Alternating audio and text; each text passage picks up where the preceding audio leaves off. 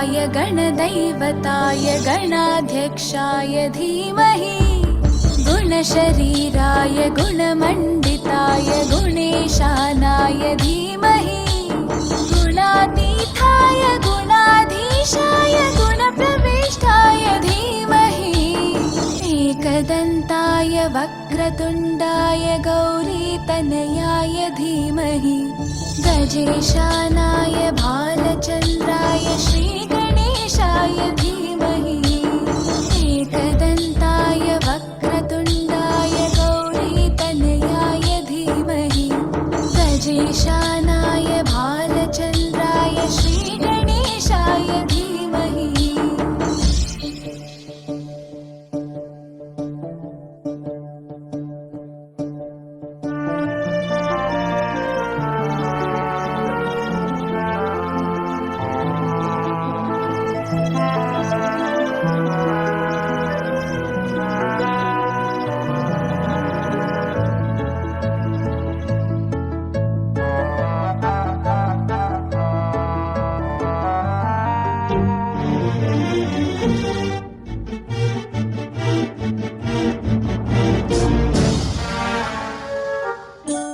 गानचतुराय गानप्राणाय गानान्तरात्मने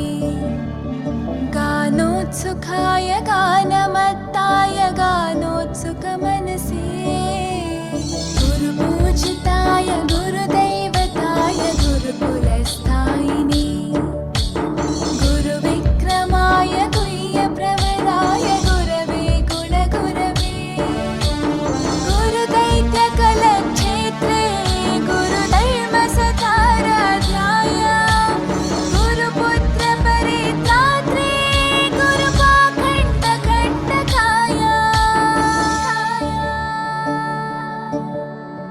गीतसाराय गीततत्त्वाय गीतगोत्राय धीमहि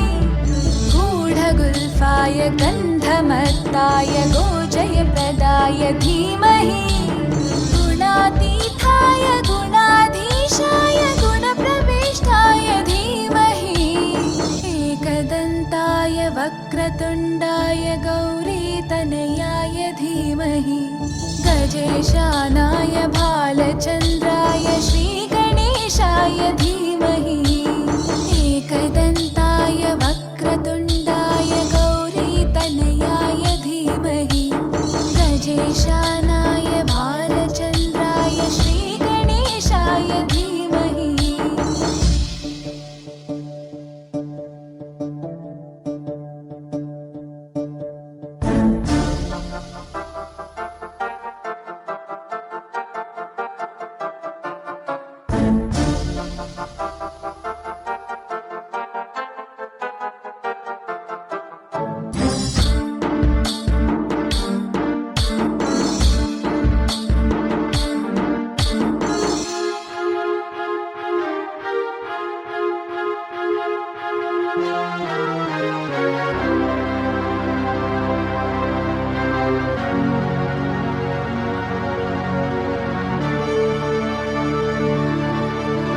ग्रन्थगीताय ग्रन्थगेयाय ग्रन्थान्तरात्मने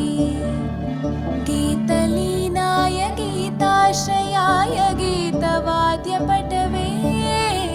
ध्येयचरिताय गायगवराय गन्धर्वप्रियकृपे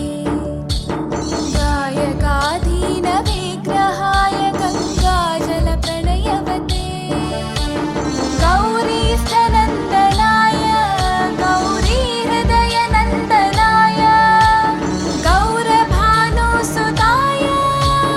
गौरीगणेश्वराय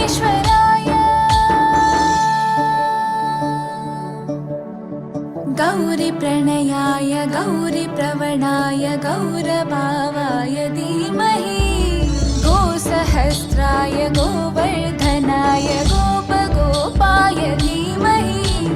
गुणातीताय गुणाधीशाय गुणप्रविष्टाय धीमहि एकदन्ताय वक्रतुण्डाय गौरीतनयाय धीमहि गजेशानाय भालचन्द्राय श्रीगणेशाय धीमहि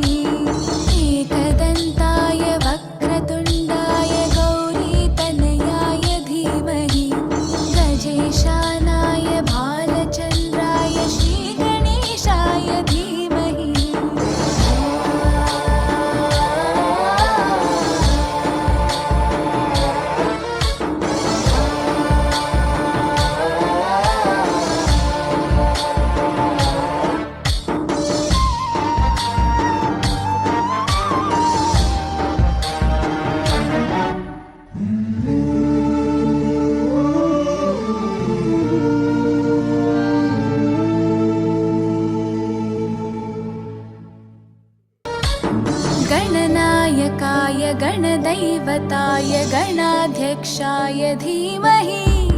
गुणशरीराय गुणमण्डिताय गुणेशानाय धीमहि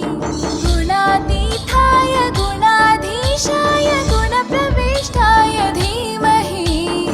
एकदन्ताय वक्रतुण्डाय गौरीतनयाय धीमहि गजेशानाय भालचन्द्राय श्रीगणेशाय धीमहि